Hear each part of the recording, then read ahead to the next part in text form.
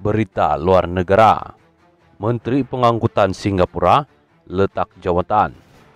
Menteri Pengangkutan Singapura S. Iswaran meletak jawatan sebagai Menteri Kabinet dan Ahli Parti Tindakan Rakyat PAP. Perdana Menteri Singapura Lee Hsien Loong berkata, pendakwa raya sudah memfailkan pertuduhan jenayah terhadap Iswaran di mahkamah hari ini. Menurutnya, selepas Biro Siasatan Amalan Rasuah CPIB memberi notis rasmi berhubung pertuduhan itu, Iswaran menulis surat kepadanya untuk meletakkan jawatan sebagai Menteri Kabinet dan sebagai anggota PAP. Beliau juga memaklumkan kepada saya bahwa beliau meletakkan jawatan sebagai ahli parlimen bagi kawasan perwakilan kumpulan Pantai Barat, kata Lee dalam satu kenyataan. Lee berkata, Iswaran seterusnya memaklumkan kepadanya bahwa beliau akan memulangkan semua wang yang diterima melalui gaji sebagai menteri dan allowance sebagai ahli parlimen sejak siasatan CPIB bermula pada Julai 2023. Oleh kerana Iswaran kini sudah meletak jawatan, beliau tidak lagi menerima sebarang gaji atau allowance daripada kerajaan, kata Lee. Lee berkata, beliau menjawab kepada Iswaran dengan menerima peletakan jawatan itu dan menerima keputusan menteri itu untuk memulangkan wang berkenaan.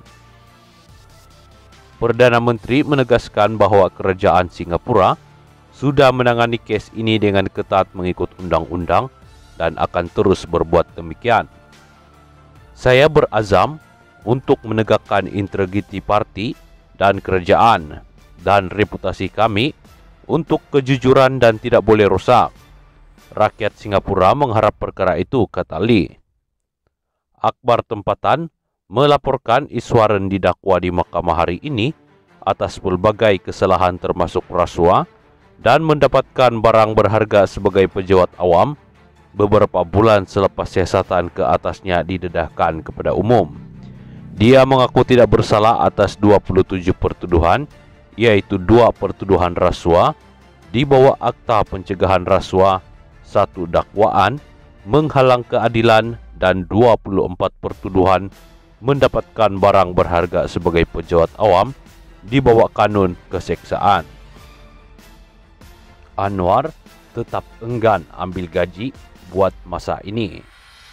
Perdana Menteri Datuk Seri Anwar Ibrahim kekal dengan pendiriannya sebelum ini untuk tidak mengambil gaji bagi jawatan yang disandang sejak November 2022 itu selagi ekonomi negara tidak pulih sepenuhnya. Anwar, yang juga Menteri Keuangan, berkata pendirian sama turut diambil oleh jemaah menteri berhubung pemotongan gaji masing-masing sebanyak 20% setiap bulan. Bercakap pada sidang media sempena program pemukiman anggota jemaah Menteri Kerajaan Perpaduan 2024 di Cyberjaya hari ini, Anwar berkata, pendirian itu kekal dilaksanakan kerajaan sehingga ekonomi negara kembali pulih. Setakat ini, saya umumkan saya tidak ambil gaji dan potongan 20% bagi yang lain anggota kabinet selagi ekonomi tidak pulih sepenuhnya. Ada perubahan ekonomi, tetapi belum boleh lagi ambil gaji, katanya. Pada sidang media pertamanya sebagai Perdana Menteri pada 24 November 2022, Anwar berkata, dia tidak akan mengambil gaji bagi jawatan itu dan menyifatkan ia sebagai langkah pertama bagi menarik keyakinan rakyat terhadap kepimpinannya. Kerajaan buat penilaian untuk baiki perkhidmatan. Kerajaan membuat penilaian untuk memperbaiki setiap ruang yang ada, termasuk membabitkan soal pendidikan, digital dan teknologi dalam perkhidmatan bagi mengangkat martabat serta keupayaan negara supaya menjadi lebih hebat.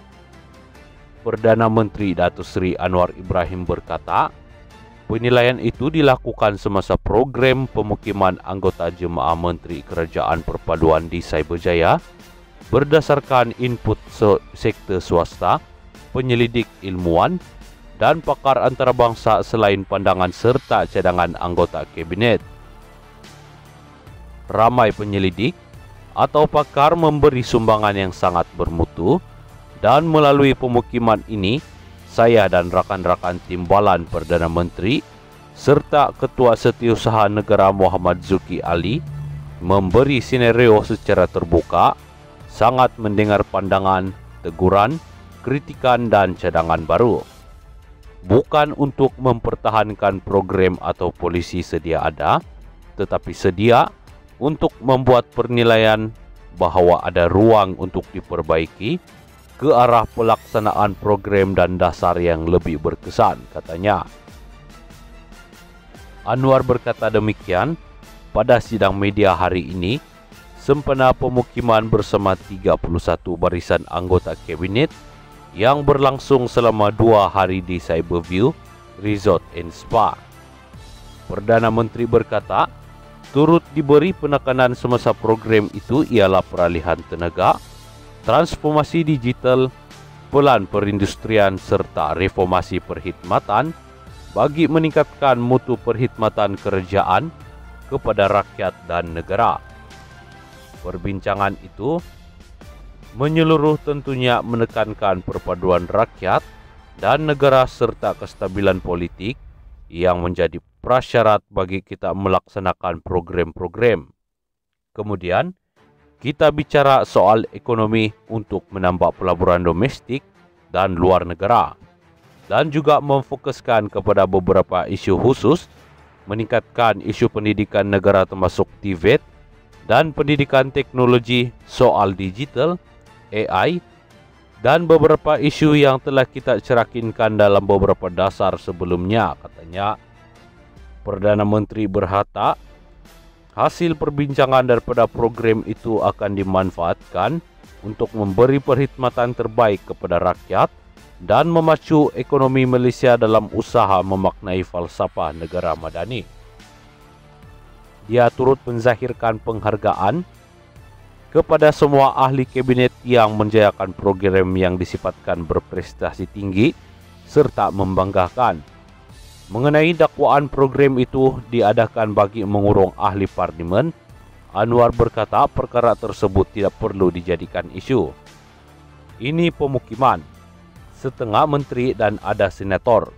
Untuk menjimatkan kos, semua menteri diarah pulang, tidur di rumah masing-masing dan datang ke sini pagi-pagi. Jadi, tidak ada isu, katanya. Semalam, sebuah porter melaporkan ahli jawatan kuasa penerangan bersatu, Muhammad Syafiq Abdul Halim, membuat rakaman video berdurasi kira-kira 9 saat yang mendakwa semua ahli parlimen kerajaan dikurung di suatu lokasi di Cyberjaya.